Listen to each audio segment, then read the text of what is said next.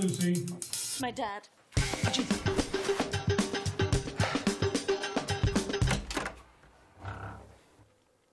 Hi, I'm Tom.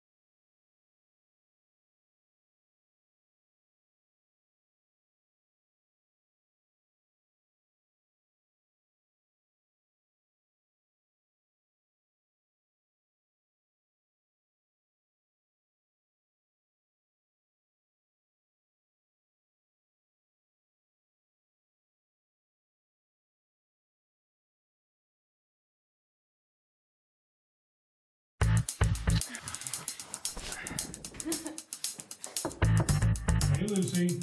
My dad.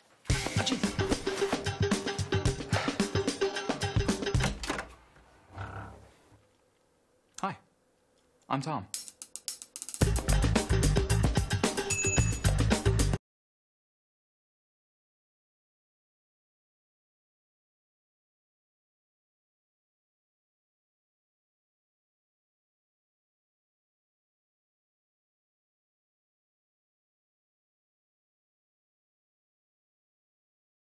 To try and use their utility to get closer to this high ground position, so that defense of the compound is going to be huge. Vitality having no choice, the utility already dissipating, having to jump into the water to swim a little bit closer to shore. It's now going to be about placements, but that water is going to be a huge issue, as coming out of it's going to be very difficult. You see shots going left and right, and Avangard defending this compound very, very well. TSM still outside the circle. They have to make their movement, but it'll be difficult to do so when Drain is in the rest of Avangard, trying to take some shots on the Nukted, even outside the church, trying to get the shots, and Smack goes down. Break will be on the other UAZ along with his teammate. Break goes down. This is going to be the last man standing for TSM, and can they get it done? And that will be the wipe of TSM. Yeah, TSM had no time and space. We haven't seen utility being used by TSM a lot here. They had to use those vehicles, and vehicles this late in the game are a disaster, and that's exactly what it was for TSM. They are going out in 9th place. And this is an absolute reminiscence of what we've seen Avangard in the last week of Katowice as they found their success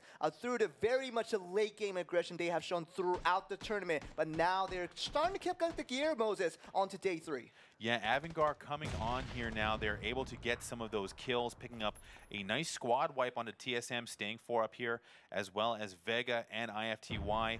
Everyone's starting to take casualties now. This next transition, this next circle change is going to dictate the end game. And you talked about the decision-making of Avangard being the kind of the only fault of this team as they even won that tournament last week. But the shooting ability, it's been proven again and again. This team should not be scoffed at. There are no slouches when it comes to shooting in this tournament. These are all professionals. They all play and work as teams. Shooting is the least of their worries. It's more about that movement, the decision-making, time management, all that stuff that we've talked about that goes into making some of the best teams in the world.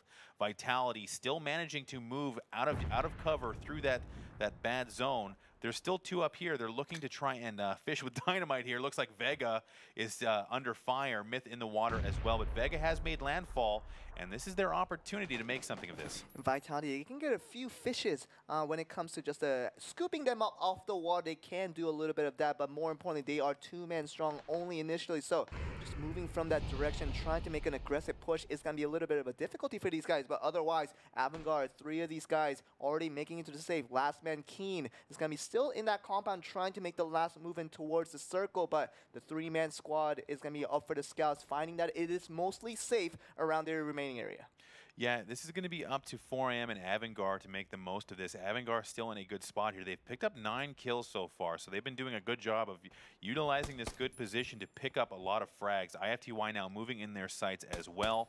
So IFTY is going to have to do something here to displace Avangard, but it's going to be very difficult. And this is something we haven't seen from Avangard in day 1 and most of day 2, where they pick up the good positions first. And we're going to see Vega and Vitality here. Doesn't really work out. Vitality does a little bit of damage towards Vega Squadron here, and we're going to see if Vega Squadron was wiped here, but I think there's still a few members left remaining. No, that's only 1 down for Vega so far. The rest, in the water there, as Vega actually pushes onto Shadow, and Vega will wipe Vitality. So that's going to be a nice pickup for Vega. They're going to be able to get onto land. So that's a nice little kill there from them. We talked about concerning the fact that they were only 2-men strong with Vitality. They cannot move the same way as if they were 4, but you know, they had to just stay behind that water, try to pick out some fish if they could, but they really were just eaten by the fish in the end. IFTY actually losing 1 to the play zone there, so I think that knock is not going to be punished. So IFTY down to 3. Atletico's still in this. F5 is going to go for it, just trying to get the kill here, but really plus level coming from IFTY, sees the intention coming and just goes on the reaction, get the just immediate knock and kill onto the Atletico member. Yeah, it looks like Atletico here now down to 1. And unable to convert on a low health enemy, so that's tough for Atletico. They are eliminated, and all that loot obviously not helping them. And IFTY gonna get the opposite end of the trade, where they do get all that loot. They're killing off the Australian members, and Avangard IFTY, they're kind of the big squads when it comes to so many members are still left remaining. Avangard is the only 4-man squad left remaining. Vega Squadron with that one knock is going to be just trying to fish out Dre from the water. Dre is unable to come up for air without taking immediate pressure, and Maxizor will finish off Tempo Storm. So securing a 5th place finish, I think the Water doing its duty there, but Avangar all of a sudden in position to win this game. And let's talk about this team that we haven't been talking about for the entire game. 4 Angry Men, the team from China that just won the TPP match. I talked about a little bit of an indirect connection when it comes to winning the TPP match. You are awarded at least 1 FPP, but they're still in here to knock out. As I just say that. Okay, come on, let's not curse them. I'm sorry, I'm sorry. So 4 AM to all the taking a millions of viewers at China, I am sorry. So they took a nade there, getting knocked 2 of those teams down, or 2 of those members down. Captain, the last man standing. Vega coming in, and that grenade did a lot of damage to them, trying to displace them out of their high ground position. Avangard just absolutely pelting them with grenades. IFTY coming in like sharks to try and finish as well. And already, this is a 4 roster. You're talking about very uncharacteristic of what we usually see in the final standing. We see Avangard, Vega Squadron, 4 Angry Men, IFTY. We see IFTY getting a few knocks onto themselves as well. So 4 Angry Men, IFTY, the 2 Chinese teams with the kind of a lot of the knocks that they cannot res so easily. You have to wonder if there's a bit of professional rivalry right there as IFTY going right at 4 AM, but Vega putting pressure onto Avangard now. So Vega is sneaking into this game. They do have 5 kills, 3 men up. They're looking to put pressure on Avangard. Avangard trying to hold on to what advantage they do have. The circle is closing. So Vega does have the zone. So if we're expecting 4 Angry Men, they still have 2 men left remaining even with the knock, but just going into this, I wonder if the Chinese squad can overcome these 2 CIS regions right now. Russia versus Russia might be the potential end of the story here with Avangard Vega Squadron looking strong in this late game. Avangard might have used all their grenades trying to displace 4 AM, and they have maybe little utility to use here. The circle at their backs, they're going to have to press over. This is going to be game time for Avangard. Oh, Maxizor's on the left. I wonder if he's going to notice him here. It's not looking towards that direction. Vega's going to be trying to give some damage here. Nuked him very quick on the reaction. Vega's going to go down 1 by 1, and Avangard, they got Keen left over, and suddenly 4 AM's going to ruin the party, and they're going to get the win here. Oh, 4 AM using that high ground position while all those teams were murdering each other down before them. 4 AM, the Chinese team having defended their high ground position, takes a great win here. And TPP win right off the track. They get the 2nd chicken dinner in a row, Moses. That's 2 wins in a row. Unfortunately, the first one in the show match not counting, but 4 AM all of a sudden bursting into that late game. Avangard and Vega going toe-to-toe, doing a ton of damage to each other. Avangard eking out a 2nd place just barely, but that was any man's game, and 4 AM seized it. And you know what else that means, though? 4 AM winning does conclude the fact that we got the first chicken dinner from the entire continent of Asia. Yep. And the 4 AM from China gets that done. Absolutely. So that's a great pickup for them. They used that high ground position. They held it for so long. They picked up a nice amount of kills. Avangard was 4 strong up into the very end there. That one knock from Vega basically made them go into a defensive shell. They had to spend so much time looking to see what Vega was going to do. We've seen this in other games where they just kind of distracted each other, but Avangard had the opportunity to win that. They had the win within their sights, but 4 AM, that high ground position just completely ruined it for them. And Avangard, Vega Squadron, the 2 Russian squads going on a civil war at the end because they had to fight against each other. They were just so focused on each other that 4 AM was just off their tracks. Absolutely. And you know, even looking at IFTY making that IFTY, I should say, pushing up towards them, try to do the same thing. They get wiped. 4 AM is able to recover from that, use that little prone position and to Tempo's credit, coming in 5th place, they were able to keep 1 in the water, just enough to get in that top 5 finish. Atletico outside the top 5. But ultimately, that was a great job from 4 AM and China in general. And wonderful performance by China and 4 AM in general. But we're going to have an interview with one of the players from 4 AM to see how he feels about that victory. Well, what a way to kick off day 3 here at the Invitational. China picking up their first win in competition play. So, Godvi, you won the show match, but you've actually won a tournament match now. How does that feel? 今天是一个非常好的一个开始，你们先赢得了表演赛的胜利，然后又取得一个正规赛的一个胜利，你现在感觉如何？感觉很好，因为就今天就前2天学习了很多嘛，然后今天就对自己和对队友都非常有信心，然后他们也是一样的，所以我相信我们接下来会打得更好。So he's feeling great right now, and they learned a lot from the past 2 days. So they had a great start, great beginning. So they're feeling really good. Well, that's good to hear that you've been able to have such a learning experience over the first 2 days. Is this the beginning of China to start to pick up in this tournament? 你觉得接下来会不会中国队伍打得越来越好？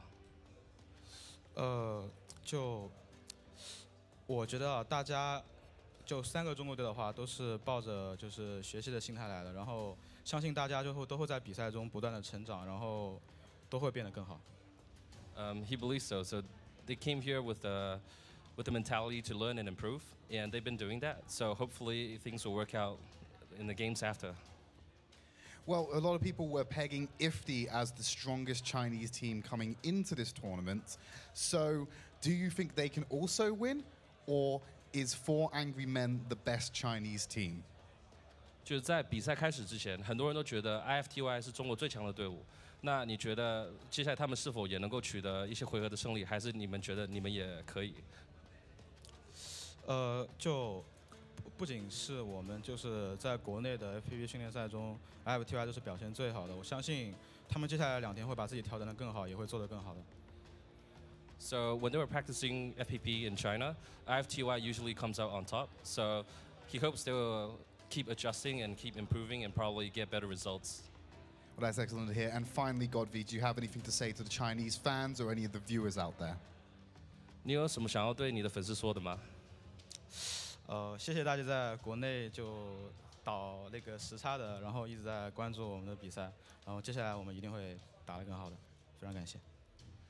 He did a shout out to his fans who have to watch the matches right now. It's already really late in China, and appreciate that everyone's supporting them. Well, thank you very much for your time, Godvi. Congratulations and best of luck with the rest of the tournament. We're going to take it over to our analyst to break down our first game of day 3. I'm honestly really disappointed that, you know, we saw one of the members of 4 Angry Men and he wasn't angry at all. Like that was, you know, just a cool guy, just talking, not really that excited about the win. I don't know, what the hell. This is the first win for the Asia region here in Kiev at Star Ladder Star Series I-League, and I think that's a big deal. Well, they get angry in game, but out of game, they're cool, calm, and collected. That's the Chinese way, right? And cool, like you said, to the chat, this is great for those fans who are staying up late to really support their teams outside of their normal meta. It was, earlier today, we talked about 4 Angry Men, watching them adapt. This morning during scrims and stuff, we were seeing things we had never seen from them before, and it was really cool to sort of see that, like you said, they were learning and evolving. So now to have a win not only shakes it up, Eastern win, but also shows that it's working. They got 2 wins in a row right now, and the ending, by the way, like it all went so fast. I thought Vega won, and then I thought Vanguard won, but 4 AM won again. That's crazy. They have been playing really well, and we always believed in them. They had a great spot. They had a high ground though. And that's, the castle is underrated. It's a beautiful place. There's back castle, which is almost impossible to breach. Really good. Front castle, as long as you're not standing on top of each other for grenades, which I think 4AM learned the hard way there for a minute with the Vega, really nice nade that did take 2 out.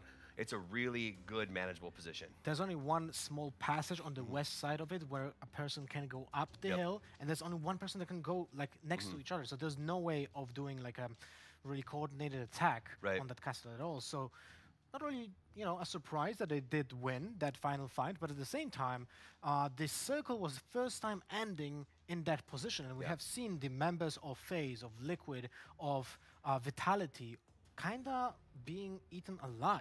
Yeah, they all got ripped apart. I mean, at the end of the day, when you talk about the final standings, and we'll go over that in a little while, the top 4 teams were not winners or top performers in the tournament so far, so that was cool. All right, before we go and discuss those highlights, we have to talk about NVIDIA GeForce Experience, who is bringing us those highlights every single day. And as you can see, I mean, the first highlight was beautiful. The first kill of the game, of the day with the UAZ. And you can also turn that on your own PC if you have a GeForce graphic card. The best angles in Orangle are brought to you by GeForce, right? So C9 here, this was a really interesting spot they chose to hold. It ended up backfiring terribly on them as there was a good wraparound that just completely annihilated the team. Missed having to resort to the river a little bit early. This spot's unique outside of Castle because of the V-shaped river. So you have the other island. Vega actually used it very smartly. They progressed across the island and were able to make the long swim. Yeah, they made the play they needed to make. They pushed 4 AM through the water. I mean, they are sharks, right? And they went to the blind spot.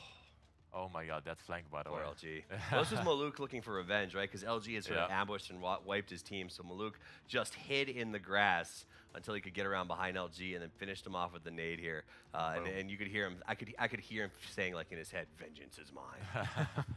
Well, all those rotations, we have to talk about the rotation from Liquid early in the game.